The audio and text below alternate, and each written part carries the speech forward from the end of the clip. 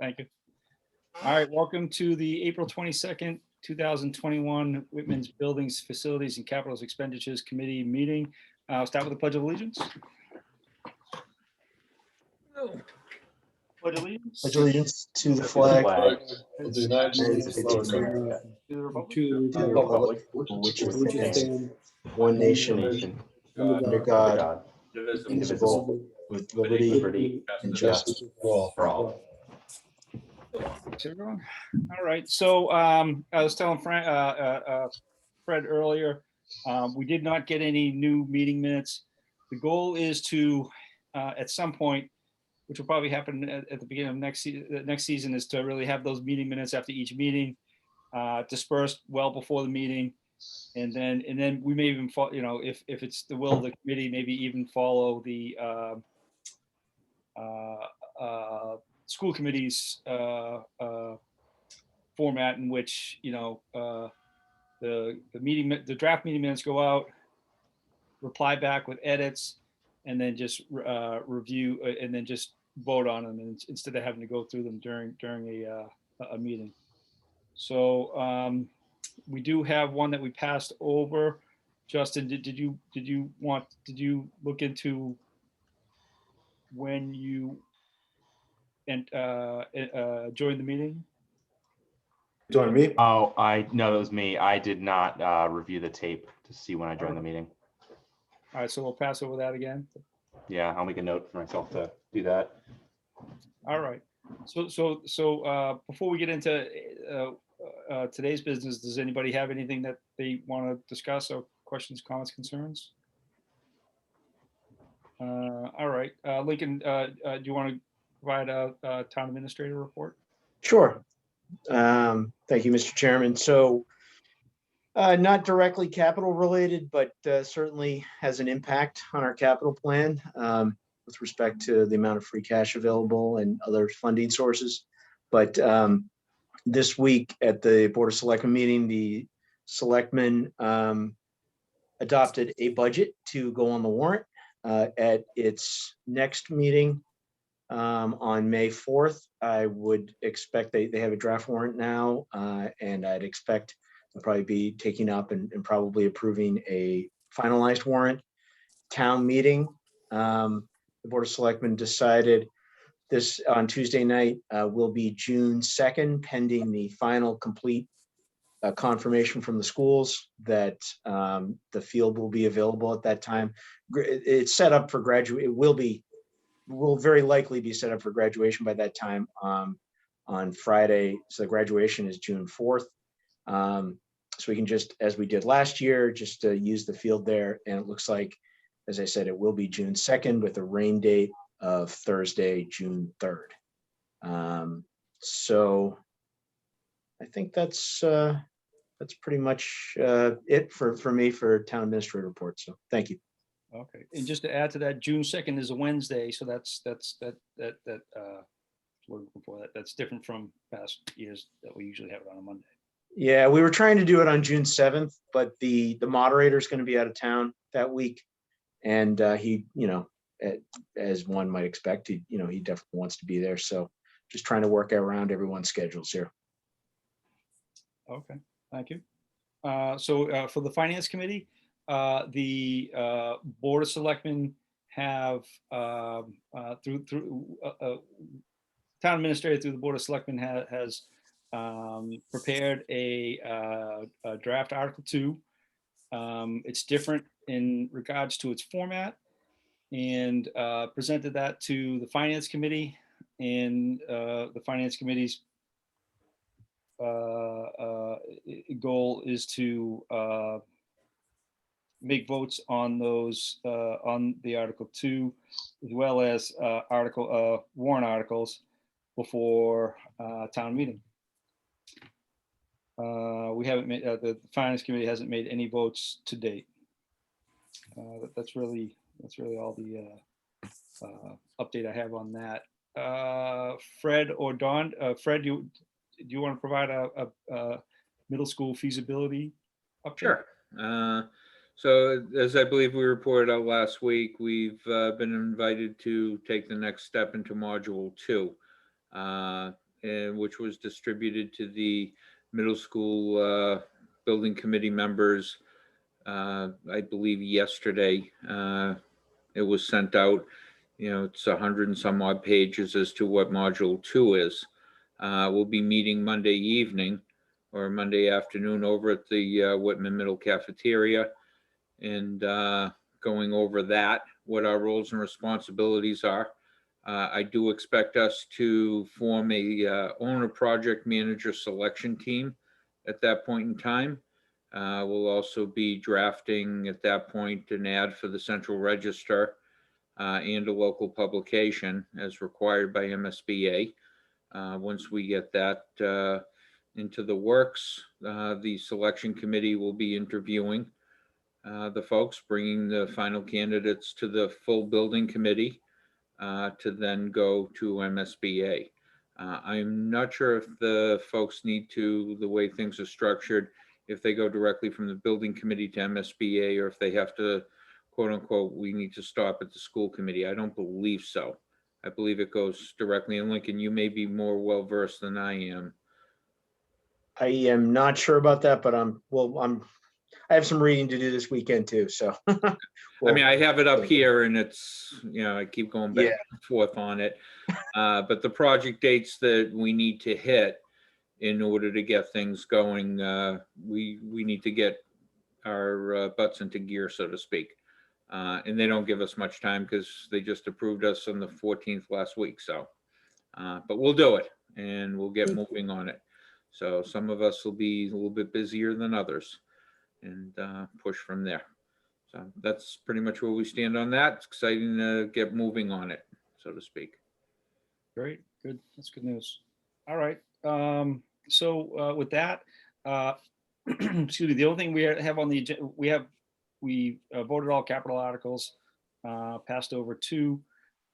And so with that, we really don't have much business until after town meeting.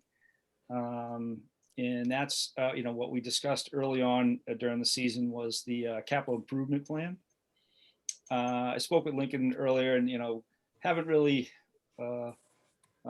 Lincoln's been so ensconced in the budget and getting past town meeting that there hasn't been a huge focus on the capital improvement plan. However, he did, and tell me if I'm putting words in your mouth, Lincoln, he did kind of expressed the need for maybe some assistance and then, potentially through this committee. Is that fair to say? Yeah, I think, so my intention is to create a draft capital plan, likely, by close of summer, very early fall. And then come to this committee with that draft and get some input and go from there. We have that October deadline for department heads to get requests in. I'm going to ask department heads for an earlier deadline than that, almost certainly.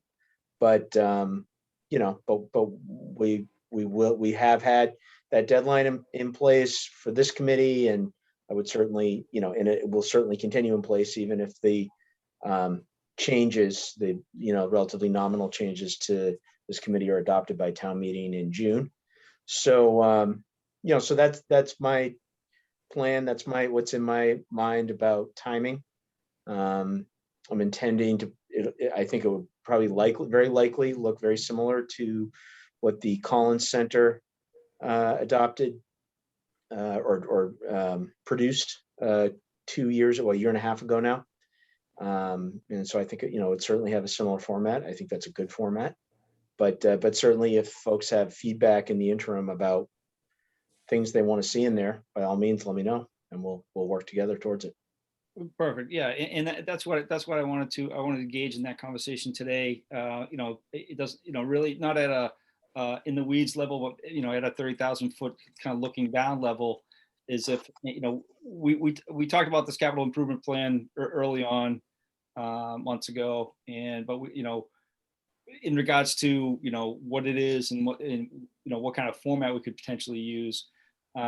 So those are the 2 things I kind of want to address today, and that's the format and real general content is if anybody has real strong has ideas in regards to those two aspects of the capital improvement plan. Go ahead, Fred. We had spoken in the past about a one-page request form per project. And if we look at the Excel spreadsheet from the Collins Center report, the headers, department, project number probably would be irrelevant, score would be irrelevant, project title, proposed location, description, justification. The main items that are right there would probably be perfect for a one-page request form. And to coincide with what Lincoln ends up producing, if it's going to seem similar to that, and we just incorporate whatever other headers or information that Lincoln feels is necessary in order to put it, the project that is, onto the matrix. It'd be just very nice, simple, and easy for every department. And we could have, just emblazoned on the top in bright red, due by October 1st or whatever date, we feel is necessary. I don't know how people feel about that for a simple one-page capital request form, from every department, including the schools. Yeah, I like the idea of a one page. Is one page per request or one page total? Per request, per project. Yeah. So yeah, I like that idea, and the version, and I like the idea of making it very only including pertinent information. Like for in regards to what our needs are. If that there's a lot. The state has a recommended a version which they include in their guidelines. That's the one I had sent out before. But yeah, I mean, we could, what I think along with that important information too is funding source, because some projects that come across come into this committee may be projects that are or capital items that may be utilized not just from free cash, but from water sewer retained earnings. And now that we have the Community Preservation Act kicking in, that would be another potential funding source. And then another one would be potential grants. Well, and I think that we should force every department before requesting something to at least do a rudimentary search, a Google search, if there are any possible grants. I mean, one of my hopes in the future would see the schools having, in addition to, and granted they're stressed out working, but we find somebody within our central office that can take on the role of grant investigation. But every department head or every department, before they request something, they should be able to do at least a basic search. Is there a grant available? Is that possible? And see what's out there. They may come up with something, they may not. That may be something that this committee decides, well, if we're getting the information in October and we have that much more time, do we have one or two people that, have an extra hour or two, during the week that they can Google and try and investigate to see if some grants are available. And Lincoln would perhaps have greater knowledge on, how to accomplish something like that. But, anyway, we could save the town a buck and be able to apply for things. I mean, Josh McNeil's done tremendous work, with grants that he's been able to find. So. Yeah, I would like to pick his brain. I don't think I'd want to task him with it, only because it seems that everything that comes across our desk seems to be tasked with. So I think I don't want to overload him, but if he can provide some guidance, that'd be great. I would enjoy that. I enjoy research in that manner. Teach us to fish. We'll fish for a lifetime.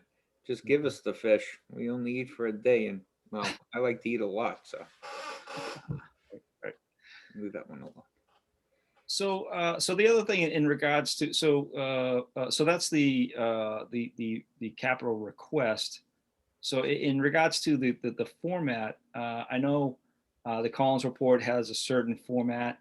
The example I provided with the East Bridgewater, they have a format.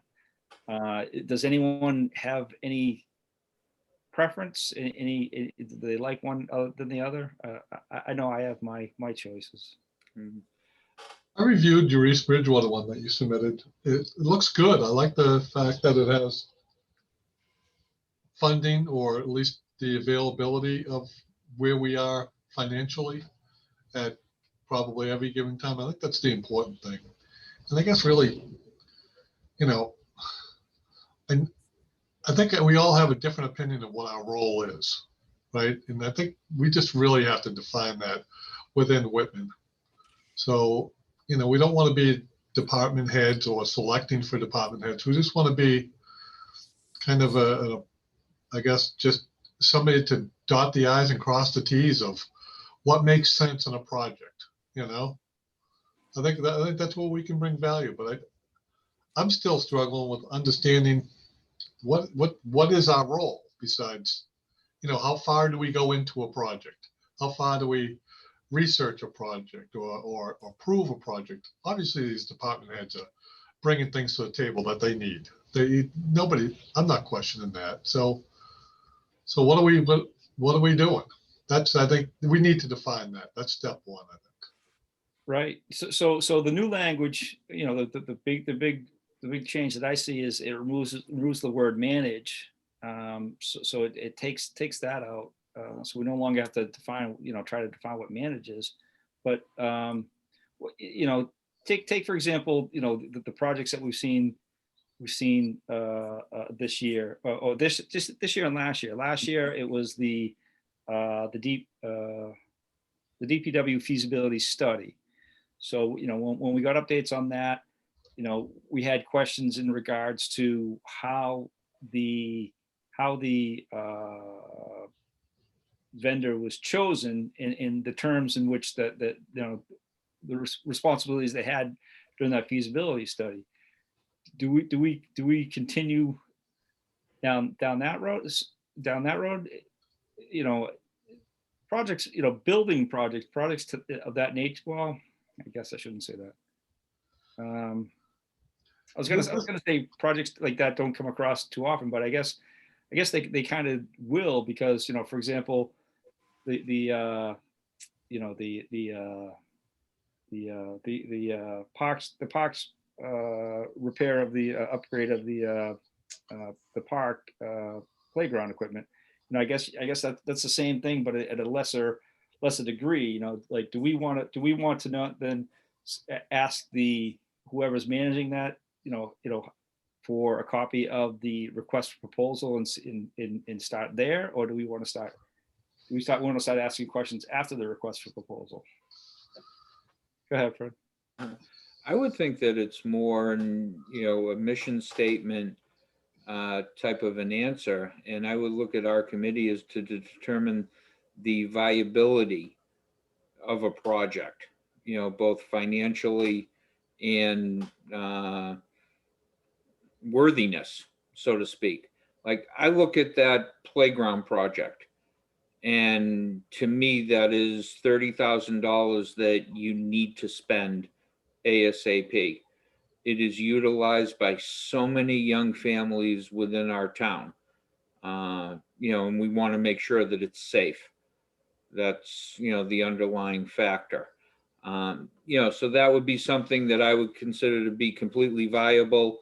Perhaps we try to assess, is it an immediate need, or, is it a wish list type of need, type of thing. That's the way I sort of look at our committee. And has everything been done, to protect the town financially, as far as, are we getting the best pricing, et cetera? Not that we, turn around and say, okay, well, who did you advertise it? Where did you advertise it? Did you think about this publication or that publication? but just to read over things. Look at what happened with the forced sewer main project. I mean, you know, I firmly believe if it wasn't for us, it'd be a $16 million project. And then it would be, oops, we screwed up. And where would that money come from? Because that would go in addition to a dead pipe that's never going to be used. You know, so I think that that's the importance of our committee, and perhaps to receive, you know, reasonable updates as to how a project is progressing, you know, to follow it through to close or completion. Go ahead, Don. Go ahead, Justin. Thank you, Don. I agree with Fred. I really think that is the role of this committee. I think something that we have to think about in the future, and this may be a finance committee sort of decision, or select board and town administrator, is that when we get into the prioritizing of these projects, I think we've got to take a look at what percentage of our revenue or our budget are we allocating to CIP. That's a critical part of how we develop our CIP plan. So that's something that we've got to keep in mind. But I agree with Fred in thinking what this committee is. Yeah, well, Bless you, Bob. And Justin, I'll go to you next. But I think, you know, with the development of the capital improvement plan, I think that will take a lot of that. Lincoln had alluded to this of meetings past. It'll take a lot of that guesswork's not the right term, but a lot of that pressure in regards to prioritizing will take a lot of that out of the equation, because we'll be able to see, hopefully with departments' 5-year projections, we'll be able to see ahead and reflect back to see what projects weren't done, and be able to prioritize. The job of prioritization will be a little easier. Go ahead, Justin Evans. Yeah, I was just going to add to what both Justin and Fred said, that, yeah, this committee's at its best, like the sewer force main project, like the generators at the elementary schools, and the fire panel. I mean, when we're presented with the technical aspects of a project, the phones, I mean, and can really dig in and push back and get a better project at the end. So that really is where we've shined as a committee. On the CIP, we danced around it a little bit. The biggest thing that I would like to take away from the Collins report is a ranking system, particularly one that takes funding source into account, so that we're not just arbitrarily deciding what projects to do and when. I didn't see that in the Bridgewater plan. It looked like the department heads kind of arranged how and when to do that, and then as funding's available. Obviously, there's some things I didn't agree with the Collins CIP. They tried to, you know, to hold up like $1.4 million kind of allotment toward capital projects every year. Their plan was to lock us into debt to do it. It was to do a lot of short-term debt, 3-year bonds to hold us to that project line. And I think we can, you know, using capital stabilization, come up with a better system where we're not paying interest for no reason. So to that point regarding capital stabilization, I think there's a twofold part of that, right? One is that with a 5-year plan, we can see much more clearly that, 2 years out, we have our capital needs are going to be, rather than 1 million, it's going to be 2 years out, it's going to be 650,000, and 3 years after that, 1.5 million. And that can help us plan and make sure that we are appropriately, if possible financially, that we are appropriately funding capital stabilization. So one nice thing about where the budget's ending up and with our free cash, I do believe that we're going to be able to put something towards capital stabilization this year as well. So that's all to the good. And having a complete plan, having a longer plan will help us, figure out how we're going to use that savings account in the future. So. Go ahead, Fred. Well, actually, Don was prior Yeah, to me. I agree with the finance portion. I think that's the most critical portion. But I just wanted to expound on what Justin Evans said. I think it's really where we shine, where we can add input into, I guess, specifications or reviewing submittals. I think with Bob's talents, I mean, you get the building commissioner here, and he should be reviewing all submittals and everything, just for consistency. You know, I can add some, experience to that too. And I'm sure Josh could also. I think, uh, I think that we can't lose sight of that too. So I think that's really, really key, where we can help. I mean, 3 things that we've addressed, I think we've added value. And I think that's where we shine. The dollars are going to fall where they fall, but I think that's where we can really shine. Go ahead, Fred. And I mean, I could envision us having a meeting in October, November, and Lincoln giving us a briefing. These are what your available funds are going to be to fund capital projects this year. This is the amount we certified in free cash. This is what we have that we feel we're comfortable to spend in stabilization, having, a discussion about that, but that's something that will occur between Lincoln and the Board of Selectmen, I'm sure, as to where they feel they want their savings account to stay at. And then you match that with what we have coming up, because at that point, other than immediate and urgent requests, you have everything by October 1st. And also you have the luxury of saying, okay, yeah, we need this much and we can spend to here because next year we're down here. Everyone has new trucks. There really shouldn't be as many capital items unless it's something unforeseen that breaks. And let's face it, that happens, we have to fix it anyways. Water heater goes or something like that. So I really am enthused as to the way this could be shaping up for next year. Make us a lot more streamlined, leaner and meaner, so to speak. Yeah, Fred, you make a good point. I never tied the October 1st deadline to financial, but that makes a lot of sense. October 1st is right after revenues get certified. And then at that point, you have a general understanding of what's available. Yeah, you're right. Yeah. So,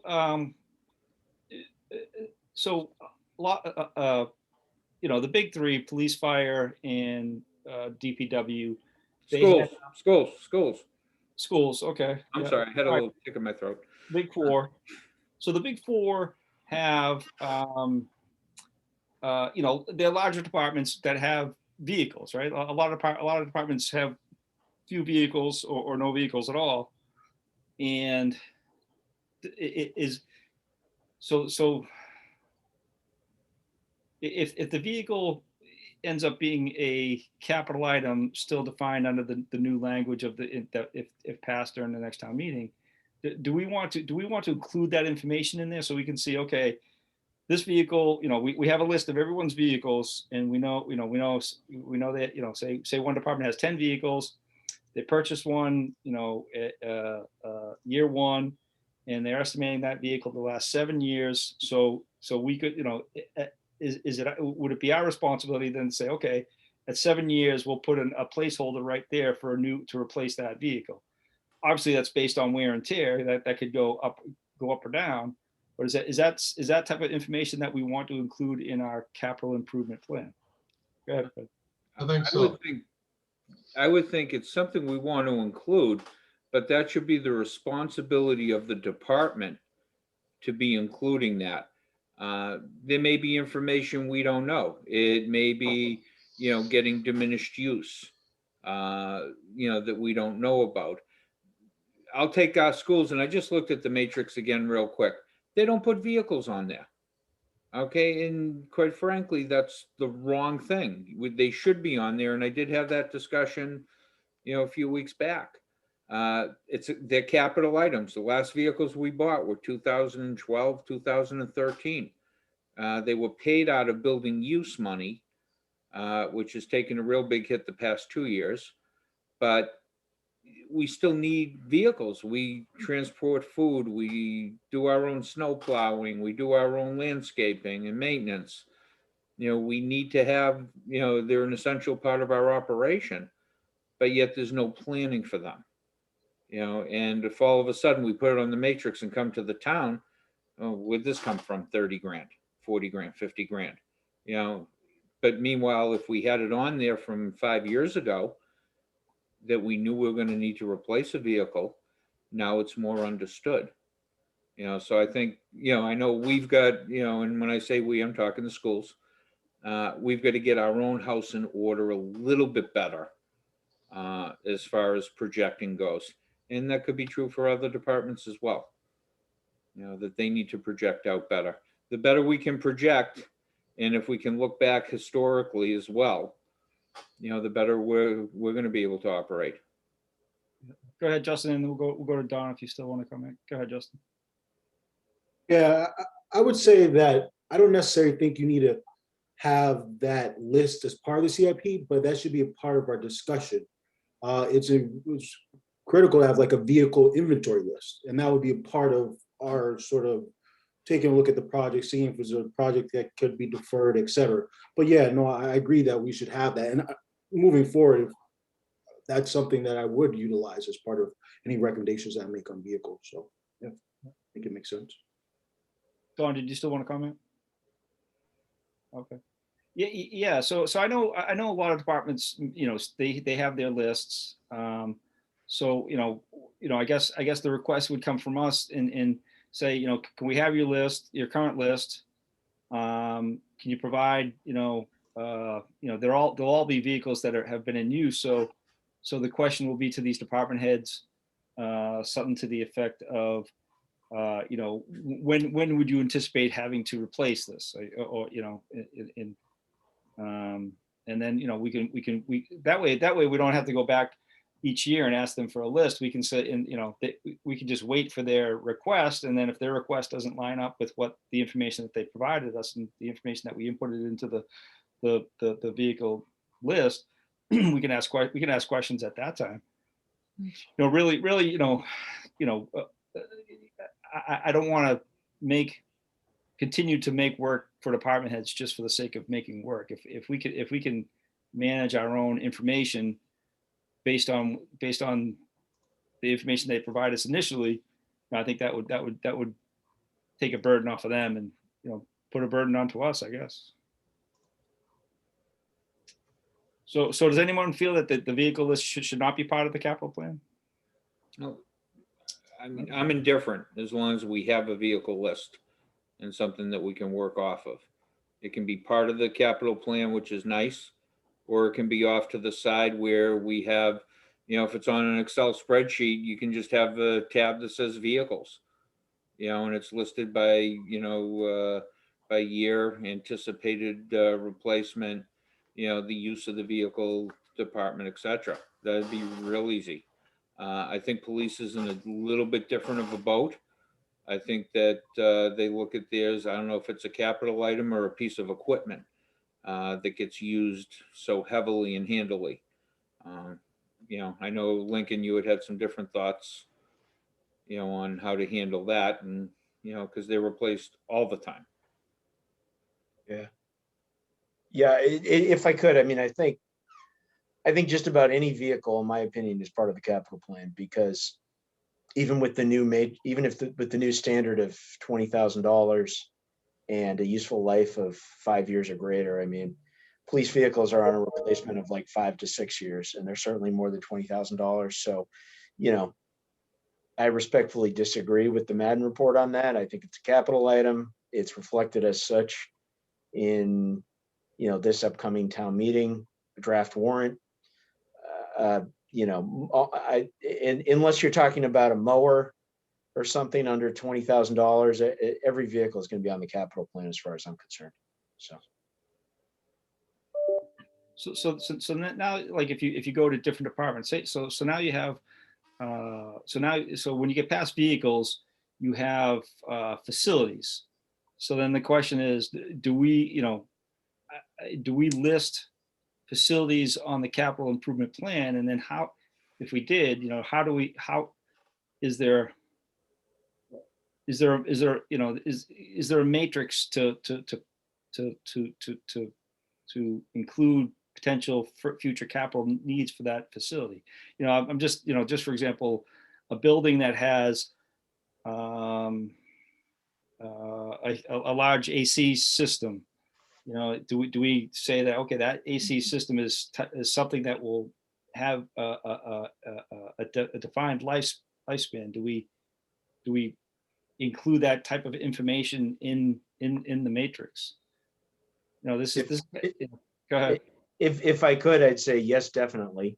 And, this is something that I know I'm going to be relying heavily on Bob, the facilities manager, to help put that piece together. But if it's a useful life of 5 years or greater, and a cost of $20,000 or greater, then yes, in my opinion. Yeah, go ahead.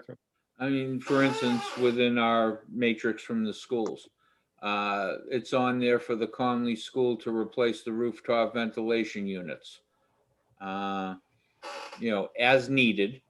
But it also says that the rooftop units will need to be reviewed, especially those original to the building, such as the gym and locker rooms. At FY20, they'll be 21 years old and will require an extensive review to ensure they function as expected within the building. So that's right on the capital matrix, for the schools. So they identify those major components of facilities. And Don, you're probably the best one to answer that.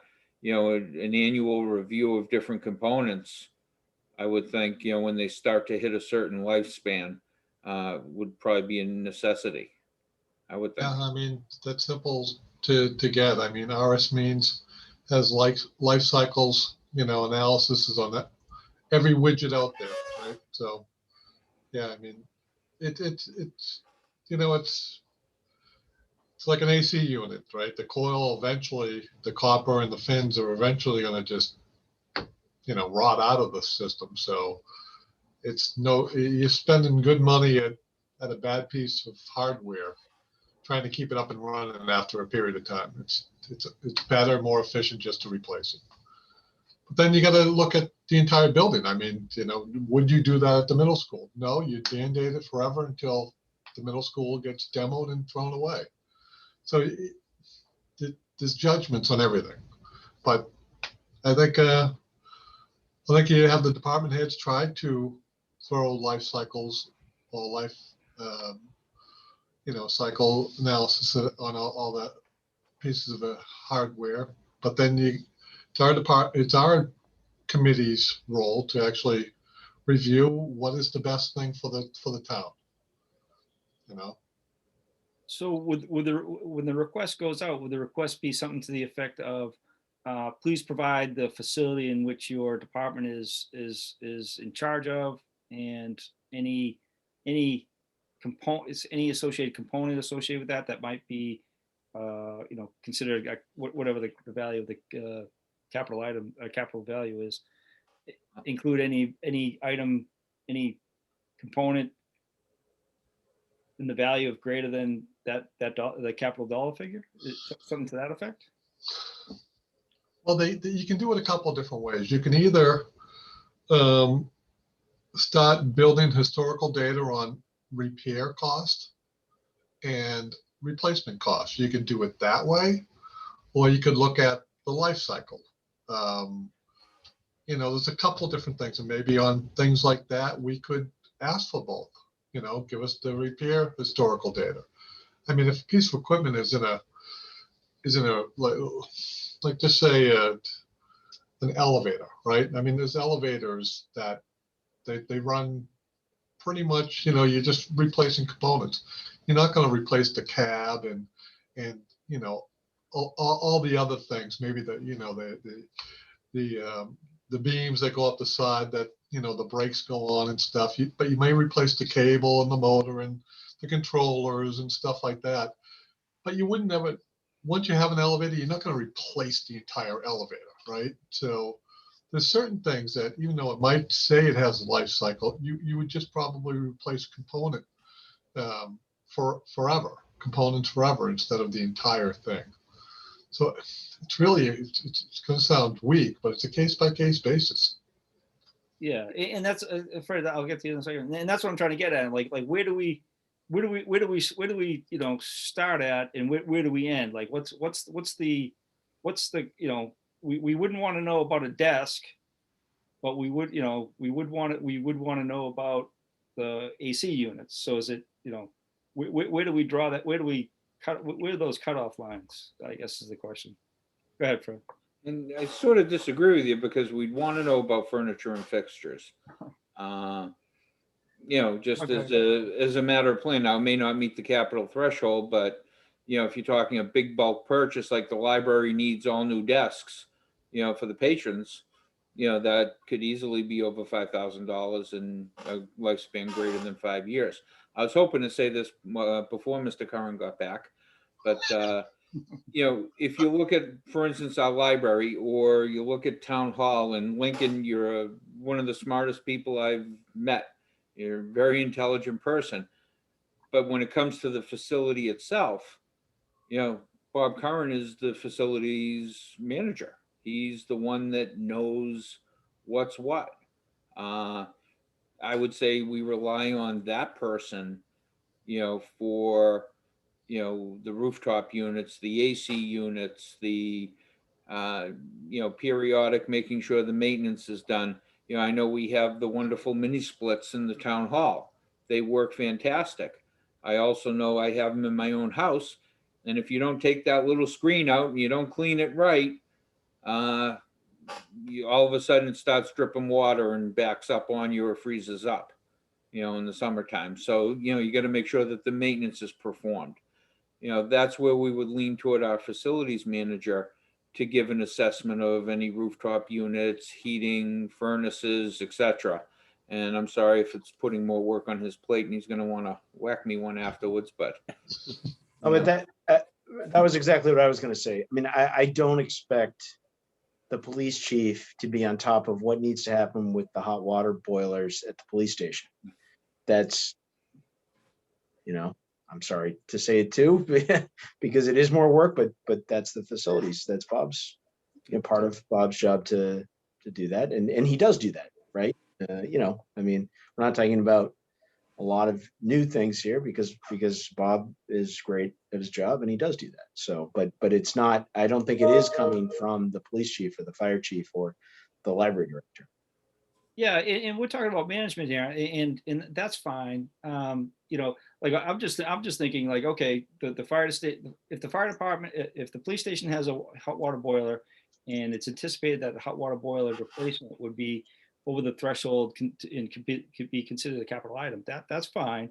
So that item would go onto our list, and we would say, okay, well, somebody tell us when we think that lifespan is going to end, and then you know we put a place marker there, and then we follow that, and then if we come to that year and that place marker is there and it doesn't get replaced, then we push it forward, and then you know then at some point it does get replaced. We say, okay, good, what's the lifespan of that? We put the place marker there, put it out, you know, say it's a 10-year lifespan, we put it out 10 years and say done. So do we want to know what happens between year 1 and year 10?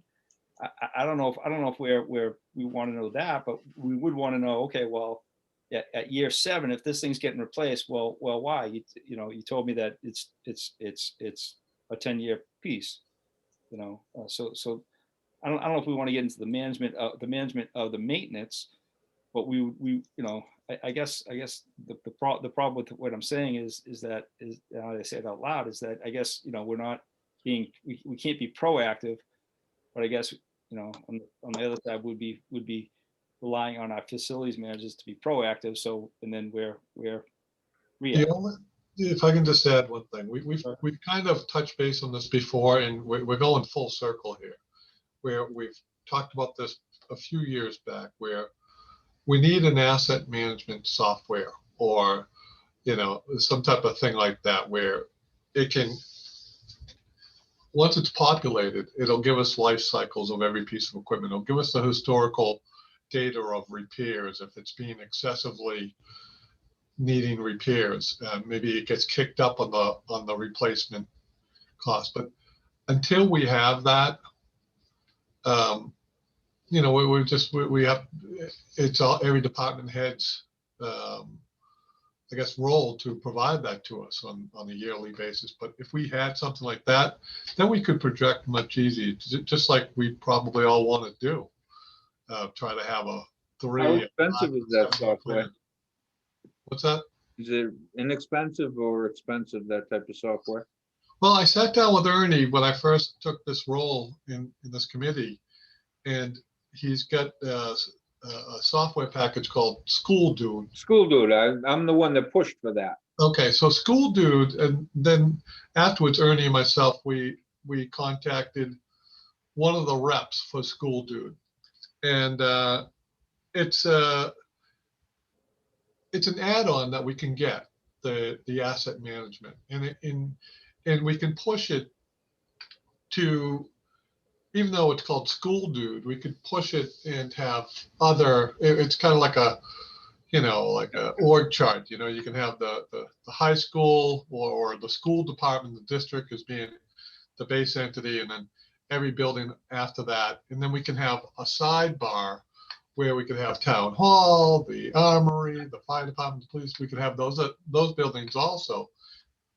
The big problem with these things is it sounds awesome. They're really good once they're populated and they're Putting in all the information, because I know we don't use it to its full capacity. Right. Right now. I mean, we barely even touch its capacity, what it could do compared to how we're using it. But it's the data entry. We talked about this when, with Frank and Dan and everybody else, and Dan having the allegiance with the VOTEC, and we made suggestions. Could we employ or push it at some high schoolers or VOTECs to do the data entry for us? It just kind of fell off the radar. But I thought, it might be something good. I've been trying to accomplish that since we took School Dude 5 years ago, maybe longer. Yeah, make it a class that they can get some points or something.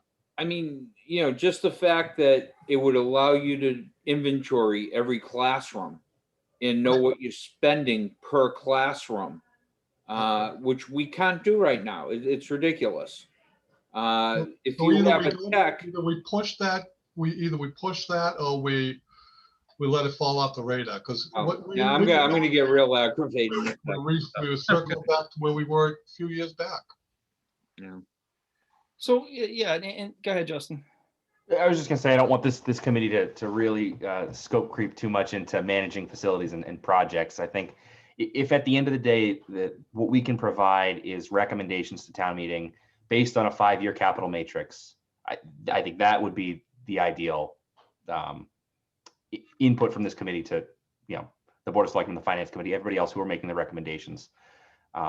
And, tools to do that would be, the technology director maintains his running list of capital inventory when things need to be replaced, and he would have, be updating the 5-year capital matrix. Bob would be doing the same for facilities, and department heads would have, every 3 years we need an ambulance, so make sure that 5-year capital plan has ambulance replacement every 3 years and that kind of thing. We don't need to get into micromanaging any of these department heads because they are good at what they do. The one thing, Right, but I'll just add one thing, is we do have, and we've done this before in the private sector, is where we do have a middle school that could possibly be on the horizon. We can incorporate that in the DPW building. We can incorporate that to fall under the GC to own that portion, where they could actually populate with an asset management into a building automation system, which I'm sure this new building will have, to populate every widget that's in that building, whether it's the middle school or the DPW building. So we can get there. I just don't think we can get there fast. I think it's going to be once the middle school happens. But we should be thinking about that and talking about that today, to incorporate that into the design matrix or into the scope of whatever GC gets those projects. It's a great idea. Yeah, It's a great idea. And, just not to beat the point, but I think to be able to have a management software like you're speaking of, Don, that can identify the life cycles, because it's unfair to a library director, a police chief, or a fire chief, for a lot of the facilities items that are within their buildings, to identify when the life cycle is. and the expectancy. Because that just allows us to be able to plug that in and have an idea. It may not be accurate. It may happen a couple of years earlier, a couple of years later. But I think that'd be a very valuable tool, so to speak. Go ahead, Bob. Yeah, I think that Fred, you may know this, whether or not the high school was commissioned.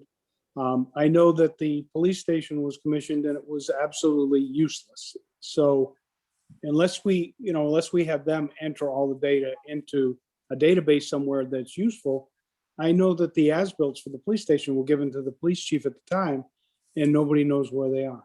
So the issue is a lot of the times with the schools and with, say, the police station, is you spend a lot of money. Commissioning the building is when they bring an outside agency in, they identify all the equipment, they give you the life cycle of it, they actually write a user manual for the building. And none of that has done us any good at all in the past. So, and Fred, I don't know if you've had any experience with what's going on with the high school. I know Ernie does have the as-bills. Yeah, I know you have as-built, but then the building, I believe, was commissioned. It at a was great commissioned. expense. I know the heating plant, because it's all computerized, but a lot of the technology that's in that building was not mapped. And Bob, that's an excellent point to bring out, because as we're selecting an owner's project manager, I would think that could be a role and responsibility of an owner's project manager to be doing that as the project is ongoing, so that when the building is commissioned, it's all right there. And that could be something that we, require in our request for services. Well, that's the other point, is that we got a CAD, you may get an as-built of the building, but you don't have a CAD program to run it. So they give you a CD that shows you everything that's in the building, and it's $10,000 to get the program to look at it. So we had CAD software in the high school. yeah, at one you point. probably do at the high school, because you needed to get it to look at the as-bills. But I think that on the school project, I can tell you right now, or anything to do with the DPW building will be a simple building. There's not a lot to control there. The new middle school is going to be tremendous amount of technology that if we don't, they're going to get that building commissioned. And if we don't know how to use the information they give us, then that's of no use. So that's something that we have to pay attention to. And maybe that should be part of the middle school construction, is to provide a program that can make that building serviceable. Yeah. Why And not? that could be in the bid documents. And that'll give us an outline, or at least a direction on how to go. And Dawn, maybe that'll give us a template that we can add other buildings into, because I go around and I inventory all the heating systems and hot water heaters in all the buildings, but there's, and I know the date, I know when these systems are likely to fail. It's kind of like the boilers at Town Hall. It's ridiculous. There's 18 boilers there. And, I'm working on finding a better way to heat the Town Hall. Well, we have the mini splits, and they take up some of the slacks for what the boilers, so the boilers don't have to run as much. But ultimately, I'd like to see all those replaced with maybe 2 or 3 different, bigger units. So I think what we have to do is make sure that we'll get the information we're paying for at the end of these construction projects. Is it true that for the boilers, that the Board of Selectmen, you guys each take a day to shovel coal into them? Yeah. These are gas boilers. They're not high efficiency, but they're vented through metal vent pipes, which is completely outdated. So, but the savings that we will achieve by replacing them to a high efficiency boiler isn't sufficient to get any help for paying for that. So we're working on that, but. Okay.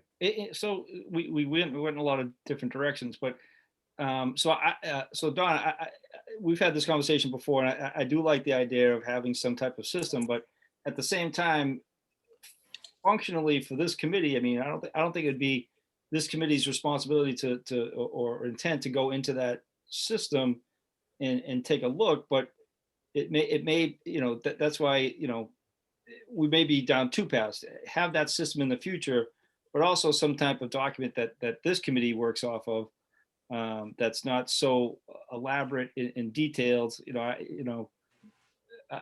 don't know, maybe it is. I think you just gotta wait on the department heads to input it on a spreadsheet or something, because none of us know, what Ernie knows for all the schools. I mean, Bob might, but nobody else on this committee probably does. Ernie knows probably, every VAV that's above a ceiling tile or whatever, it's just, there's so much there. Only he would know, or his people in his department. So I think you got to rely on them to put it all together. Well, There's sure. Yeah. wires that are spliced that Ernie knows that it's the yellow wire that comes out of the unit, but it's the brown wire that's, 150 feet away is the same as the yellow, and that connects to the other yellow wire that's coming out of something else. Yeah. I mean, that's how messed up some of that stuff is, of what's in Ernie's head, so to Yeah. speak. So. All right. Does anybody else want to add to this? I think we've had we've had a similar conversation that we've had before. But I think, I don't think this committee can wait for that program. So I think we would need to move forward with something, and then add to it, and then at some point, maybe the whole format changes, but at some point we need to start somewhere. We just can't wait, Well, how does the town go about reaching out to a vendor and getting a proposal to look at all the different buildings, or maybe the facilities, the school do thing, and see if we can incorporate all the buildings? How does the town go about doing that, and just reaching out to some technical people to help us at least probably give us a direction, and then some of these things we can incorporate into bid packages where we got the DPW, maybe they just do a small portion that'll probably go first. So maybe we incorporate the platform or the software in that, and then we roll in with the engineering of the middle school, all the data entry for the middle school, and then we slowly add our other buildings with just the department heads. How do we go about at least starting the game plan on introducing a vendor to assist with this? I mean, School Dude is a proprietary company. How do I say this? I don't know that at this time it would make sense to even talk about, on the school aspect, putting more, trying to put more systems in place there. Because I just don't know that it happens, so to speak, or happens easily. Now, if we talk to, Josh, and he, again, don't want to overburden him, but between him and Steve Burke, and we find out if with the people with School Dude, where it's the district that is licensing the software, would that, the owner of the district is technically Town of Whitman, is a co-owner with Hanson. So would that entitle us to a one of those licenses, so to speak? And then could we therefore talk to them? I don't know about procurement laws when it comes to that as well. We can look into School Dude. I mean, I definitely want Bob's input on, is it School Dude or is it another program? I mean, I completely agree that a program, to help us manage this is absolutely the right idea. But is it School Dude? Is it something else? Obviously, we'd have to go out and follow the procurement laws, unless, yeah, I mean, it'd be great if we can just use the school's license. That'd be terrific. But whether or not School Dude is the right product, I definitely want Bob's input on that. Yeah, my feeling is we start with a simple database. That's it. We don't have to pay for a program. We can use Excel. So if I could get some help maybe from Josh to build an Excel spreadsheet that we can fill that, and that will be probably able to be converted into most anything. Yeah. So I'd say we start at the basics, we get all the town buildings, then we talk about maybe bringing that further. but at least you have the information. We have the Collins Center Excel, and we also have the one that the schools do. I know it was sent out last time as a PDF. I'm going to request again to get that in an Excel spreadsheet. Take a peek at that. We can copy the headers, so to speak, and just make tabs, for the different buildings. And so each building has its own tab. That might be something that's easy. That would be huge for me. Then I can populate it because I'm not trying to figure out how to do the spreadsheet. So if I had a basic spreadsheet that was templated for me, it would be easy for me to do the data input. What about the one that that David sent out earlier? The copy of capital needs. Yeah, and I'll take a look at that. Or And that's capital something needs. I like that one myself. I did too. Josh always had a wonder- pretty good spreadsheet that he presented to the finance committee every year. So that might be the best place to start. Yeah, I think if I had help building the template for it, Yeah. then it's easy to populate. In fact, it's easier than me typing it into a Word document and trying to keep track of it. So, Right. yeah, I'm willing to do that. That will make that, at least there'll be some kind of a format. Yeah, I think, a basic format for you to populate and then enhance the format afterwards. Like get all the information in there, and then I've dealt with Excel spreadsheets a lot, and then you kind of get the data in there, and you're like, oh, okay, I see how I want to see this, and then you're able to format it in a certain way. But you're right, just get all. Yeah, and then you make it a living document. So I think that's the way we need to start this, because to go out and spend money on a program that we're not going to use, and we certainly don't have time to populate it. And I can tell you, I don't have the time for that. But if I do have the time to sit at night and do data entry, that's easy. And So if I think that's what we do, is we build a database based on simple, and then we look at it to maybe cross that over into something that's going to become living. So. Yeah, but you could also even turn around and take that document. You can tie in, a column that says, for fiscal year 22, 23, 24.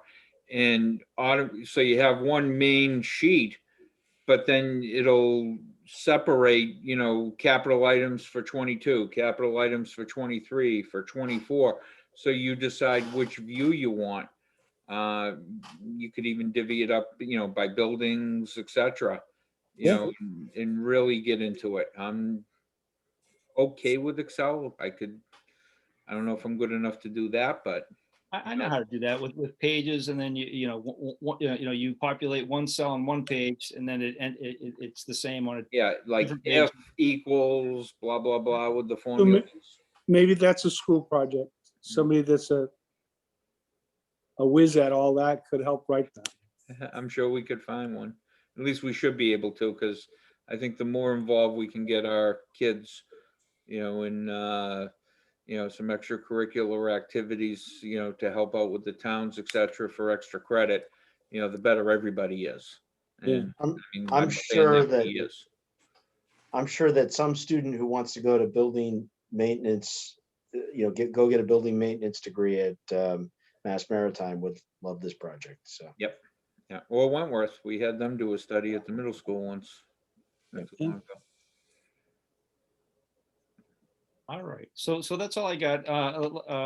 Unless anybody else has anything else that they want to talk about. It's dinner time. Yeah. Motion to adjourn? So I'll entertain motions. A second. Second. Motion by Fred Small, a second by Justin Evans. Roll call vote. Justin Casanova Davis, Yes. Lincoln Heineman, Yes. Bob Curran, Yes. Ron Essen, Yes. Justin Evans, Yes. Fred Small, Yes. Dave Cordero, yes. All right, thanks, everyone. Have a great Thank you, evening. guys. Thank you. Take Good care. night, guys. Take care, folks.